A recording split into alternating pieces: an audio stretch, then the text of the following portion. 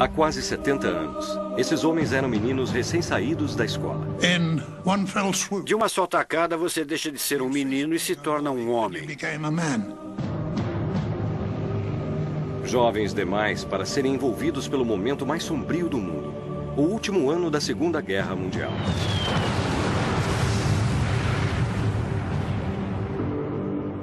Agora, em idade avançada, esses preciosos poucos sobreviventes estão à nossa volta, ocultos sob nossas vistas. Esta é a última chance de ouvir o que realmente aconteceu. Corpos de alemães, corpos de canadenses, corpos de britânicos. O cheiro, o fedor. Isso é a guerra. Isso é a guerra. Do desembarque nas praias do dia D, a luta na Batalha das Ardenas no inverno congelante e o avanço pela Europa, revelando os verdadeiros horrores da Alemanha nazista. Como os seres humanos podem fazer aquilo a outros seres humanos? Como podem fazer isso? É a história deles nas palavras deles e não aquela escrita por generais e historiadores. Após todos esses anos, isso ainda mexe comigo. Se houver filmagens originais, veremos onde eles lutaram. Se os registros não existirem, usaremos bombas reais e armas para ilustrar pelo que os veteranos passaram.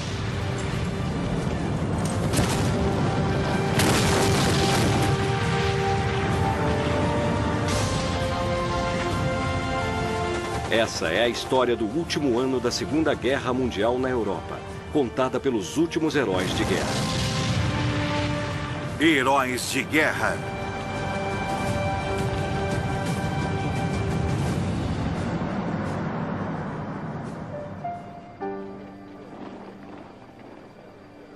O dia D. Em junho de 1944, milhares de jovens reuniram-se na costa sul da Inglaterra, prontos para a guerra. Navios por toda parte atrás de nós, aos nossos lados, na nossa frente. Eu nunca tinha visto tantos navios. Eu nem sabia que tínhamos tantos. Havia navios de todos os tamanhos. Eu fiquei pasmo e parei ali por uns 20 minutos, meia hora. Um oficial veio falar comigo e eu disse, só estou olhando os navios. E ele disse, bom, melhor preparar seu equipamento. Vamos entrar logo. Era como se um gigante tivesse puxado cordas, com eles todos amarrados. Era uma visão fantástica.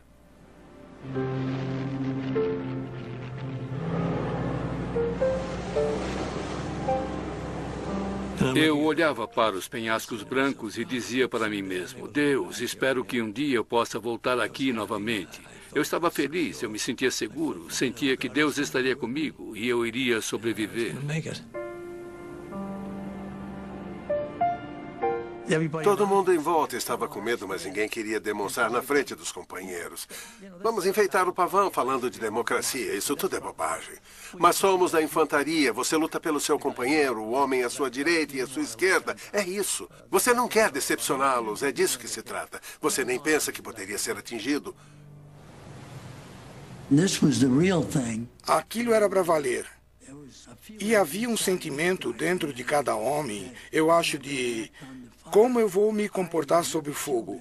Eu nunca tinha matado ninguém. Eu nunca tive uma arma quando criança. Eu nunca fui caçar como os sulistas no meu grupo. Então eu não sabia se conseguiria matar um homem.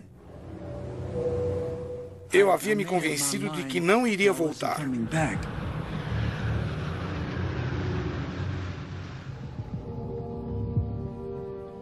Dia D, 6 de junho de 1944.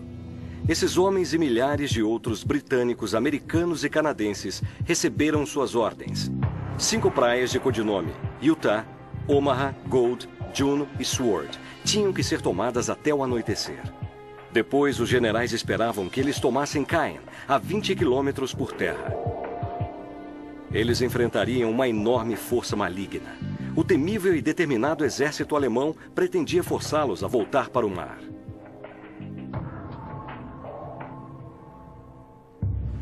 A travessia. Quase 70 anos depois, todos os sobreviventes têm a mesma vívida lembrança da travessia para a França. O tempo estava ruim e a nossa pequena lancha de desembarque era como uma rolha boiando para todo lado.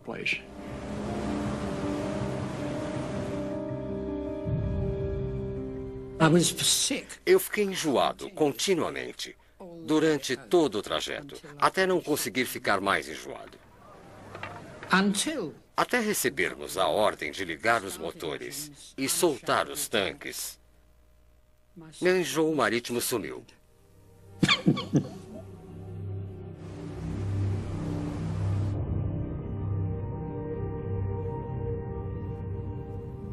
Dava para ouvir uma agulha cair. Francamente dava, porque todo mundo sabia. Havia muito pouca conversa. Mas alguns homens, francamente, tinham premonições. Graças a Deus, eu nunca tive uma premonição. Eles sabiam que iam morrer. Eles sabiam que não iam sobreviver.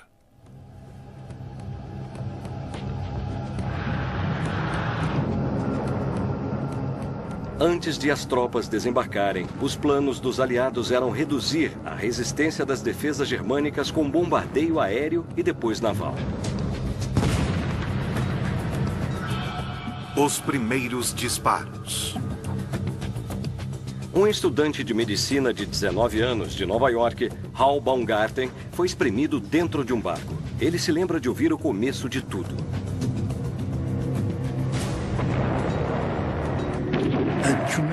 Um enorme barulho, e é claro que o Canal da Mancha estava ficando cada vez mais agitado, porque os navios, quando disparam suas armas, fazem as ondas surgirem.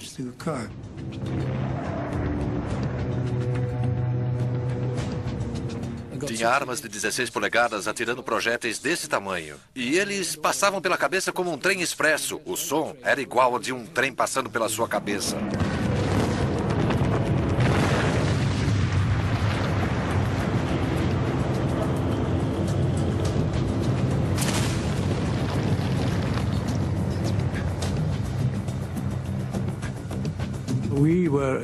Nós estávamos num cruzador rápido com armas de 6 polegadas, o que significa que podíamos chegar bem relativamente perto da praia. Nosso alvo era a artilharia posicionada na praia. E o que aconteceu foi que um dos nossos projéteis passou pela escotilha, não acertou o concreto, foi direto para dentro.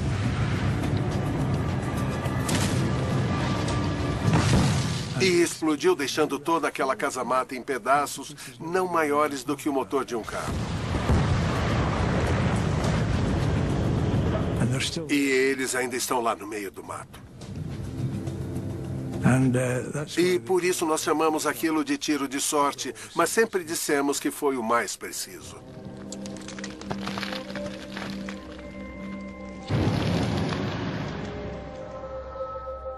Aproximando-se da Praia Juno, aos 18 anos, George Dangerfield lembra dos primeiros tiros inimigos, revidando a ofensiva da força aliada de invasão.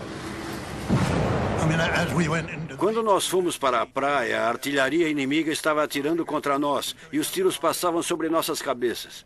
O barulho era simplesmente horrível. Era um inferno para todo mundo. Era uma coisa que nenhum de nós foi treinado para enfrentar.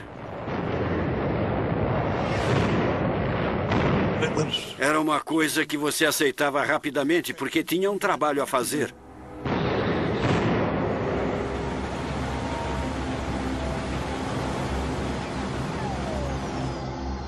Aos 20 anos, Donald McCarthy era de Boston, nos Estados Unidos. Ele se lembra claramente de quando viu a costa da Normandia pela primeira vez. Eu disse, meu Deus, é a França. Nós vamos para lá, nós vamos invadir.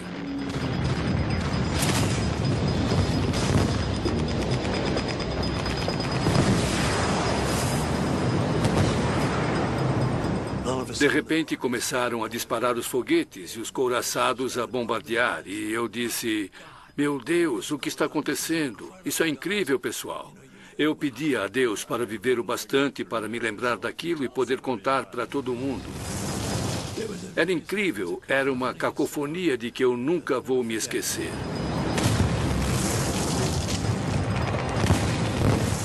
Eu ainda sinto cada som daquilo agora mesmo, enquanto falo com você.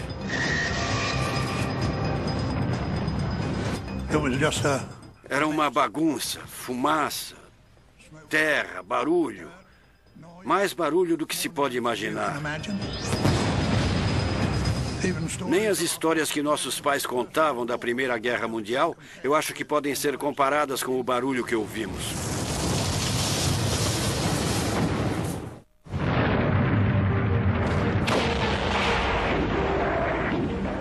O plano de invasão do dia D estava longe de ser perfeito e o clima era atroz. Para os homens do mar, não se parecia com nada que eles haviam experimentado antes.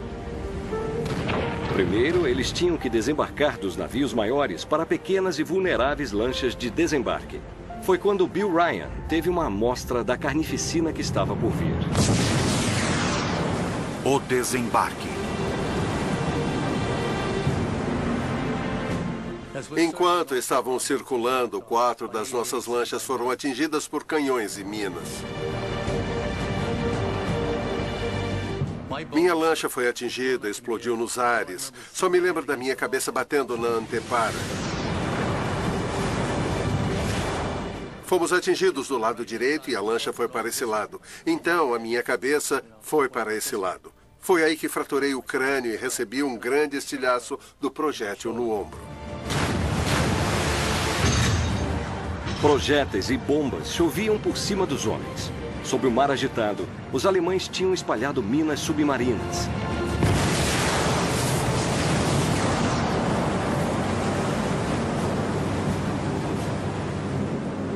Como numa piscina gigante, raias eram traçadas no mar onde a passagem havia sido liberada para as lanchas de desembarque atravessarem. Assim eles esperavam. De repente veio um rangido horrível por baixo e dava para perceber que tinha atingido alguma coisa. Então a frente subiu, a parte da frente subiu. E você torcia pensando, tomara que não tenha uma mina nesse aqui.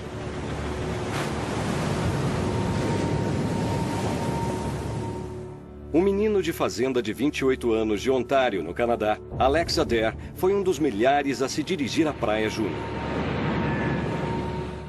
Minha lancha bateu num obstáculo na água.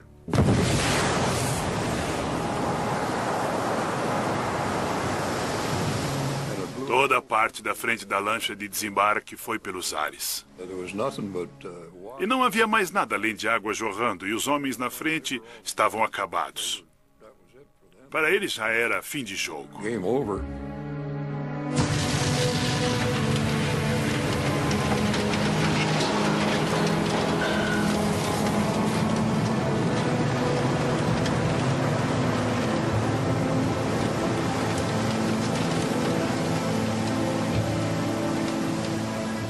Os companheiros mais próximos de Hal Baumgarten tiveram o mesmo destino quando se aproximaram da praia Omar.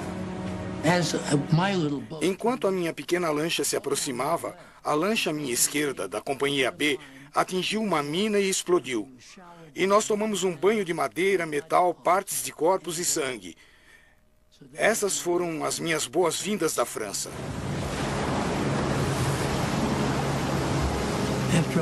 Depois de ver meu melhor amigo morto e ver todos aqueles companheiros serem mortos, a gente fica meio quase psicótico. A gente quer matar. Enquanto as lanchas de desembarque se aproximavam das praias, elas desciam suas rampas, revelando para os homens o campo de batalha à frente.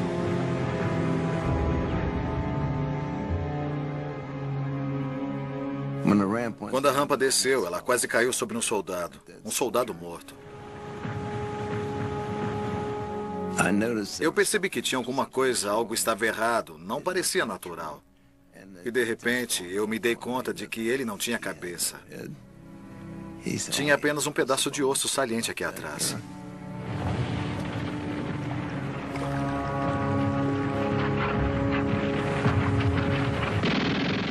Com a descida das rampas, os homens eram um alvo fácil para os alemães.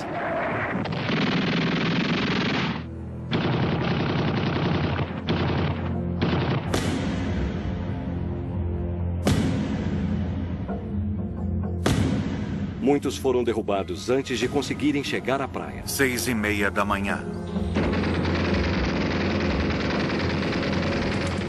Outros tentavam desesperadamente nadar, pressionados para baixo pelo equipamento.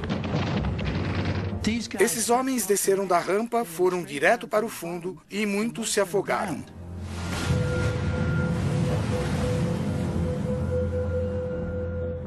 Como Hal Baumgarten, Donald McCarthy estava se aproximando da praia Omaha, preparando-se para pular na água. Este é o meu capacete. É uma coisa que tenho que ter comigo todo o tempo. Estava preso no queixo quando saí pelo lado da lancha. Eu entrei de cabeça primeiro. O ar acumulado no meu capacete me puxou de volta para a superfície. E foi aí que eu pensei, estou de pé. Eu peguei meu cinto, me livrei de tudo, da minha pequena jaqueta da 29ª Divisão e... Quando você nadava com ele, ele mantinha você fora da água. Caso contrário, eu não chegaria na praia porque eu não sou um nadador muito bom.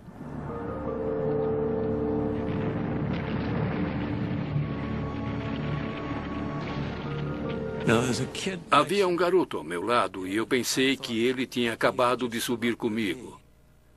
Depois descobri que ele tinha se afogado, mas eu estava falando com ele tão de perto quanto falo com você. E eu disse, vamos lá, nade, nade, nade. E ele não dizia nada. Então eu o agarrei pelo ombro e o puxei comigo. No começo eu estava puxando para usá-lo como proteção. Não estava fazendo nenhum favor a ele, estava fazendo um favor para mim. Isso me infernizou por longos anos. Por 25 anos me incomodou. Isso existiu na maior parte da minha vida, essa culpa, porque eles foram os heróis, nós fomos os sobreviventes. Encarando uma saraivada de balas e morteiros, Donald McCarthy se lembra de quase perder a esperança. As praias.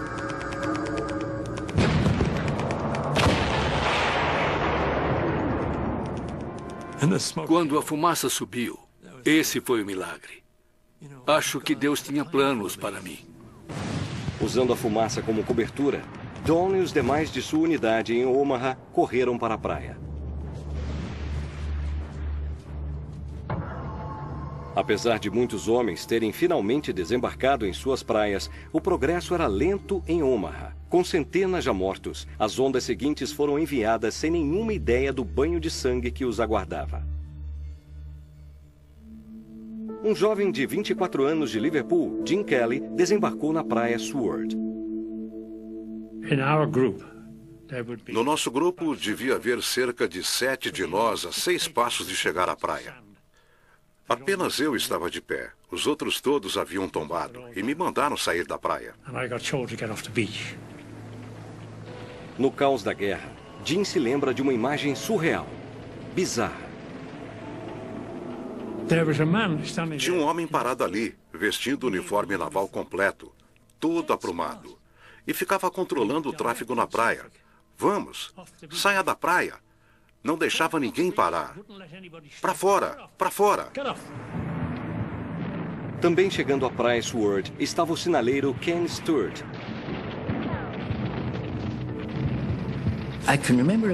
Eu me lembro de um comandante de desembarque. Ele era oficial da Marinha, eu acho. E tinha, entre tantas coisas, um bulldog numa guia.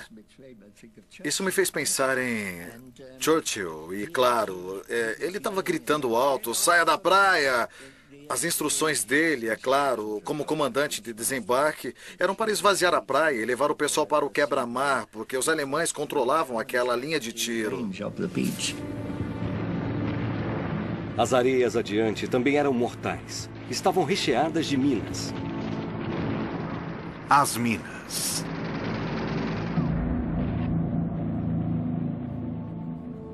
Um homem chegou perto de mim. Eu não sei quem ele era, que uniforme usava. Ele podia ser um engenheiro naquela praia, até onde eu sei. Mas uma mina que tinha sido pendurada no morão de uma cerca se soltou bem quando ele passou ao lado dela e explodiu o homem ao meio.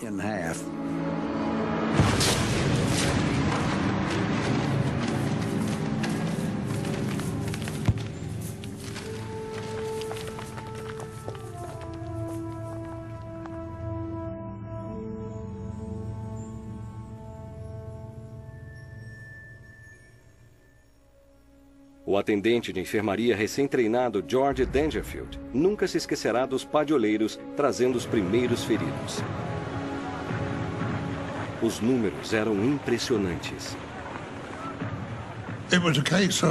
Era o caso de tratar os mais graves primeiro, se possível. Eu me lembro bem de um major do exército que trouxemos de volta para a Inglaterra. Olhando para ele, quando ele estava de pé, você não diria que tinha alguma coisa errada com ele. Mas ele veio, ele passou por cima de uma mina terrestre e do topo da cabeça aos calcanhares ele estava totalmente rasgado. Rasgado nas costas todas. Os braços, as pernas estavam totalmente rasgados. Perto da Praia Juno, George remendava os feridos o melhor que podia. Em Omaha, e no meio da batalha, estava Hal Baumgarten. Vi coisas naquela praia que ninguém jamais deveria ter de ver aos 19 anos.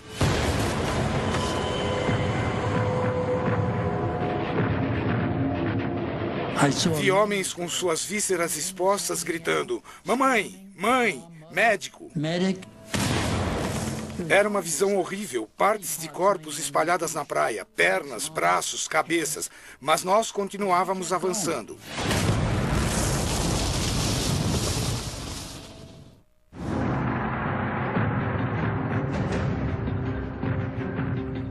Os aliados começaram a desembarcar nas praias da Normandia e as forças nazistas da Alemanha estavam infligindo pesadas baixas. Antes da invasão, os generais tinham um plano extraordinário que esperavam poder ajudar os soldados a avançar nas praias. A Força Aérea as sobrevoaria e as bombardearia.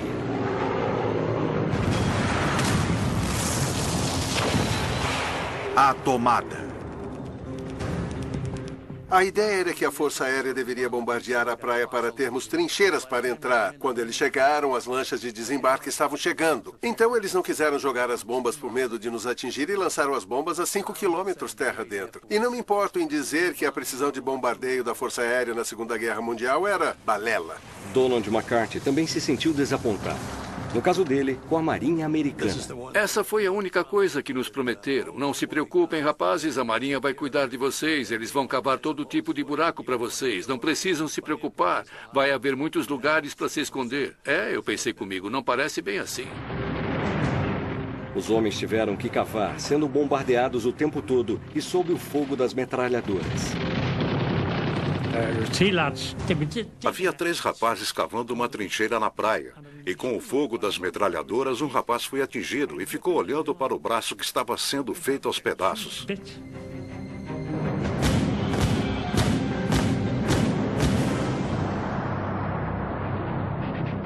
De todos os homens que sobreviveram à loteria do dia D, Hal Baumgarten, na praia Omaha, foi um dos mais sortudos.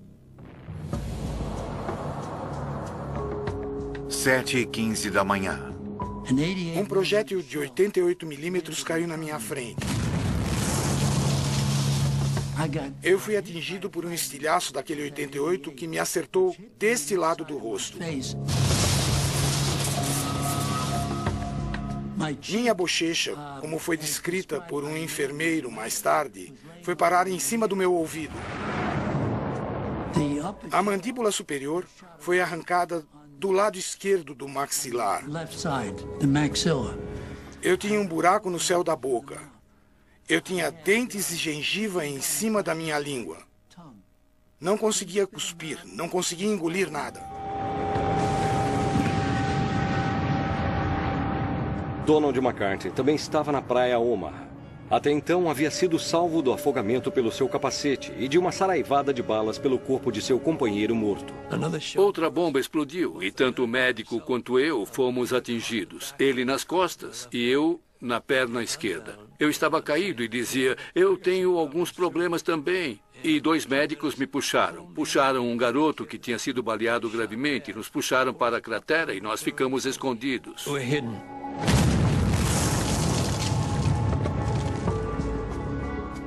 Proteger-se numa praia aberta não era fácil. Milhares como Vincent e Horton tiraram vantagem do que encontraram. Eu estava levando a caixa de mapas do ajudante e os morteiros caíram.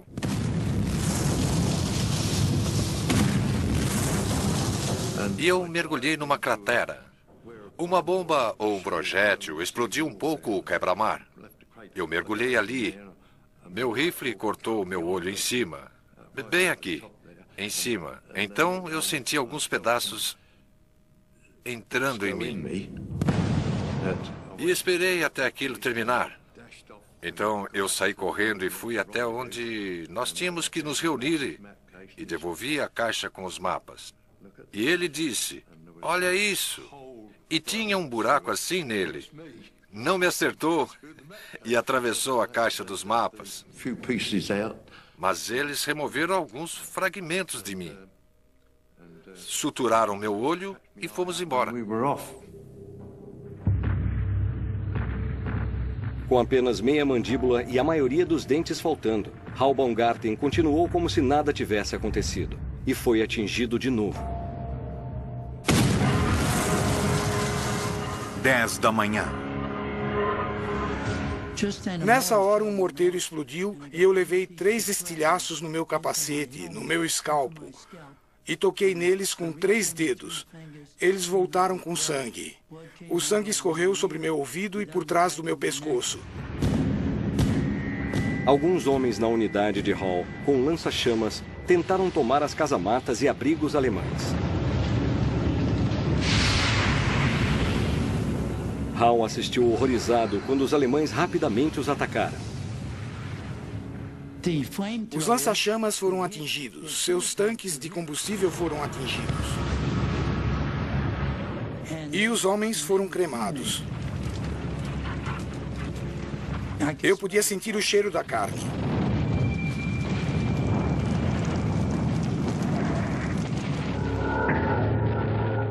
Nenhum treinamento poderia ter preparado George Dangerfield para os horríveis ferimentos empilhados diante dele.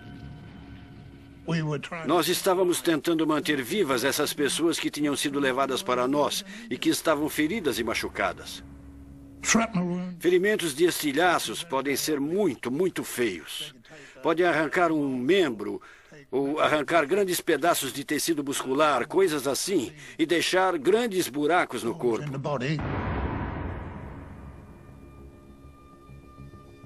Você tem pouco tempo para se preocupar com o que mais acontece ao seu redor.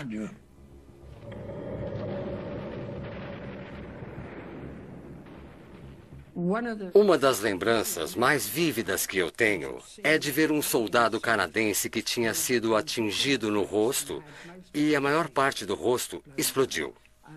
E o padre o estava confortando. O padre estava bem perto. E o rapaz queria um cigarro. Não havia onde colocá-lo. E depois eu vi uma fotografia, tirada por um fotógrafo canadense que desembarcou com eles. Ela não apenas mostra o baluarte de que estávamos perto, mas também alguns canadenses feridos, inclusive um com um grande curativo de campo no rosto. E eu me pergunto, desde então, se esse não é o rapaz que eu vi.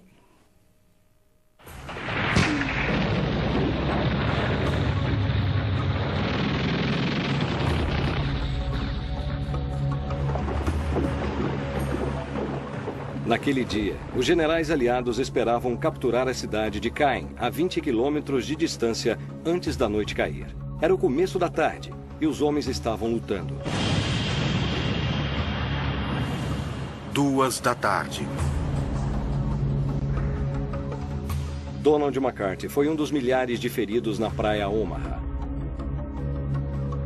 Apesar de seus ferimentos por estilhaços de morteiro, ele se lembra de observar o caos se desenrolar diante de seus olhos. Eu vi a praia devastada. Assisti todo o show. Vi um ME-109 sobrevoar 2 vezes e ir direto para a praia. Vi crianças serem mortas ainda chegando à praia.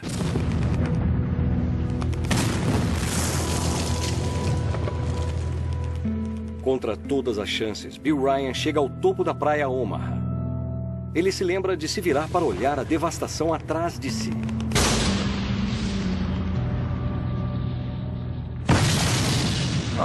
Eu queria ter uma câmera ou um gravador. Eu teria feito uma fortuna, porque eu estava bem no flanco esquerdo, entrando, olhando para a praia Omaha, para aquele caos, aquela confusão, a coisa toda. A única coisa que nos salvou foi aquele destroyer americano, o USS Franklin, que chegou bem perto, sem ficar encalhado, e começou a disparar contra a montanha. Então ele atirou no alto da montanha e foi isso que nos permitiu passar pela saída e chegar ao alto dela. À frente das tropas, ainda há outro obstáculo. Era uma coisa para a qual os generais haviam equipado os homens. Assim que você chega à montanha, subindo, há arame farpado e campos minados, e os engenheiros limparam a área com torpedos Bangalore.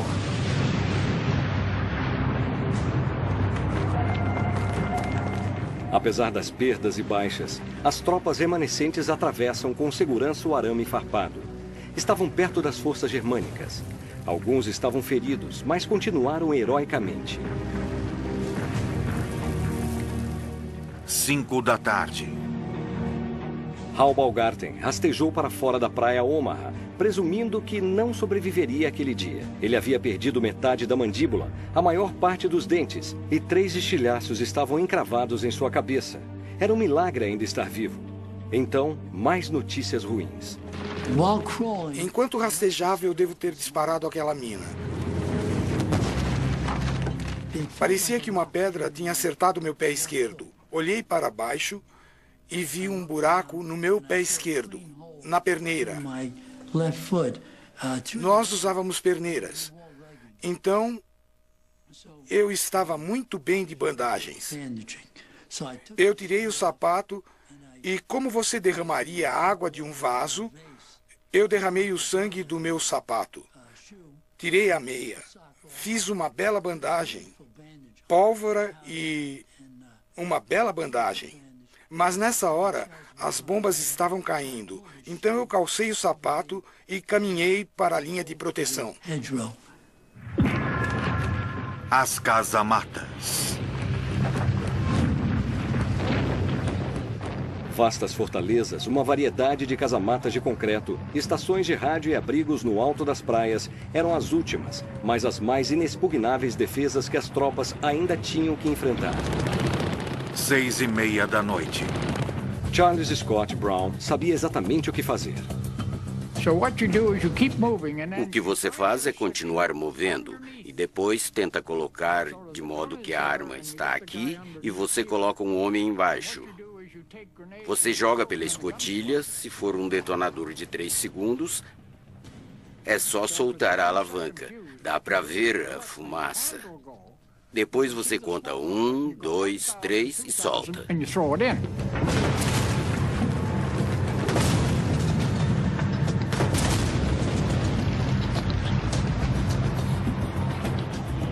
O poder de uma granada permanece vivo na memória daqueles que as usaram.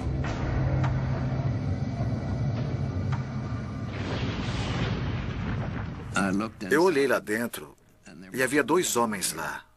O que restava deles? De um deles, não restava mais nada da cintura para baixo. As pernas dele estavam lá e o resto do corpo tinha sumido. E o outro estava quase do mesmo jeito. E havia soldados mortos caídos em volta daquela arma.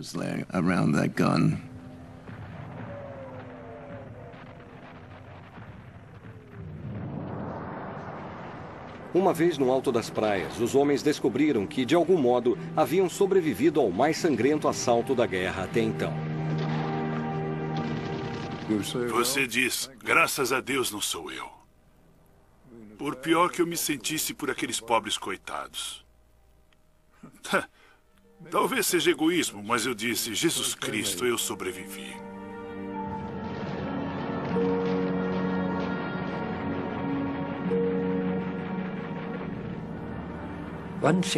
Uma coisa que não dá para mostrar é o cheiro da batalha, é o cheiro da morte.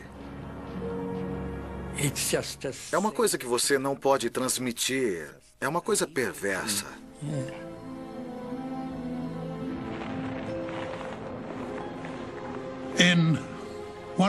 De uma só tacada, você deixa de ser um menino e se torna um homem. Porque tem que lidar com problemas de homens. Era rápido assim.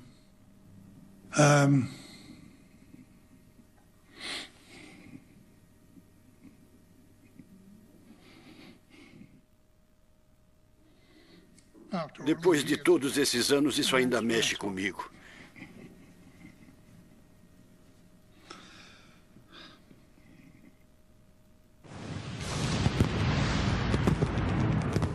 Protegendo as praias. As tropas haviam passado o dia inteiro lutando para descer naquelas praias. Enquanto a noite caía, alguns ainda estavam atolados nas dunas. Outros tinham se aventurado até a Normandia, mas nenhum alcançara o objetivo de chegar à cidade de Caen. Na praia Omaha, com meia mandíbula, estilhaços na cabeça e um buraco no pé, Hal Baumgarten estava para ser atingido novamente. Meia-noite. Havia uma metralhadora alemã a uns 50 metros estrada abaixo. E apontando para aquela estrada, uma MG-42. E todo mundo ficou de tocaia ali. Cheguei meio tarde e estava agachado. Então, uma bala veio por esse pedaço do lábio e arrancou esse pedaço do lábio. E arrancou minha mandíbula superior direita. Mais dentes e gengiva na minha língua. Então, ali, caí em cima daqueles caras que não importavam mais, porque estavam quase mortos.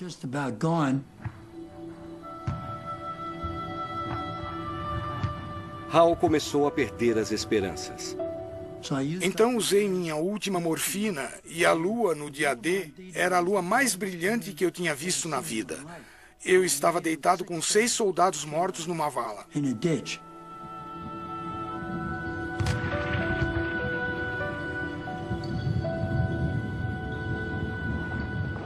Depois de ser ferido na mesma praia, Donald MacArthur foi levado para um hospital de campo. Havia um patrulheiro descendo e ele trazia alguns chucrutes com ele. E a gente disse, meu Deus, temos alguns prisioneiros. Talvez não tivesse sido tão ruim quanto tínhamos pensado. E nós olhamos para os prisioneiros e todos eles pareciam ser chineses ou japoneses. E nós, de onde eles vieram? Eram ucranianos que tinham sido capturados pelos alemães. Eram prisioneiros russos que eles tinham mobilizado. Eram o tipo de homens da linha de frente que eles usavam como defesa e foram os primeiros prisioneiros que foram feitos. 3:30 da manhã. Hal Baumgarten foi encontrado caído numa vala com 6 soldados mortos. Finalmente estava sob os cuidados dos médicos, voltando de maca para a praia. Ele pensou que sua provação tinha finalmente acabado. Atiradores alemães estavam à minha esquerda, em cima do barranco, e começaram a atirar nos feridos. Eles meteram uma bala na cruz vermelha da faixa do braço do enfermeiro. Atiraram no meu joelho direito, que não foi um ferimento sério, acredite ou não, mas o tiro seguinte passou entre os meus olhos. E bem aí, o destroyer McCook chegou à praia com o fundo raspando na areia. E o oficial de artilharia se tornou meu amigo mais recentemente. Ele varreu os atiradores com armas de 5 polegadas. Os tiros passaram bem sobre minha cabeça. E você via fumaça subindo por aquele barranco. E os atiradores foram varridos. Exterminados. Eu gosto de usar a palavra exterminado.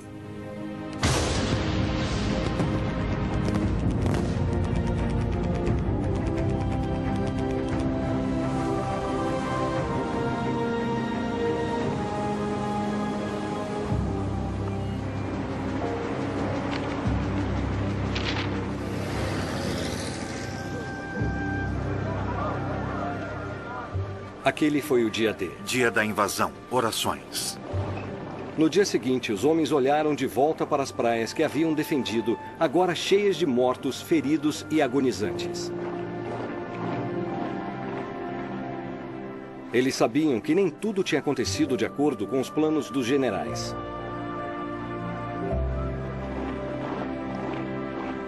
Mas a invasão da Europa havia começado. George Dangerfield passou os meses seguintes transportando os feridos de volta pelo canal. Eu só fiz o que esperavam que eu fizesse. É uma coisa que a vida joga para você e você tenta seguir em frente. Vincent Horton, que sobreviveu a um estilhaço que atravessou sua caixa de mapas, foi seriamente ferido mais tarde, quando pisou numa mina terrestre. Quando acordei e me vi sem as pernas, fiquei arrasado. Mas quando percebi que estava vivo, eu fiquei feliz. E soube então que não haveria mais guerra para mim. Em outras palavras, tudo bem agora, meu caro. Acabou. O invencível Hal Baumgarten, ferido 5 vezes só no dia D, foi mandado de volta para a Inglaterra. Ele nunca mais lutou. Isso me deu um grande apego à vida. Em outras palavras, eu sabia como a vida era curta. E sobreviver a uma coisa daquelas mostra a você que a vida é importante. E todos os dias eu digo à minha esposa, talvez 5 vezes por dia, o quanto eu a amo e aos meus filhos. Todos os meus filhos dizem, quando conversam comigo, eu te amo. E nós dizemos a mesma coisa de volta. Porque nunca se sabe quando a sua hora vai chegar.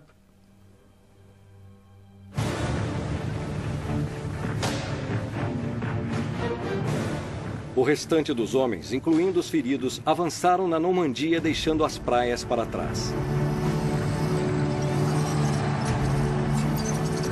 Você sabe o que aconteceu na ação anterior. E santo Deus, você tem medo do que vai acontecer na próxima.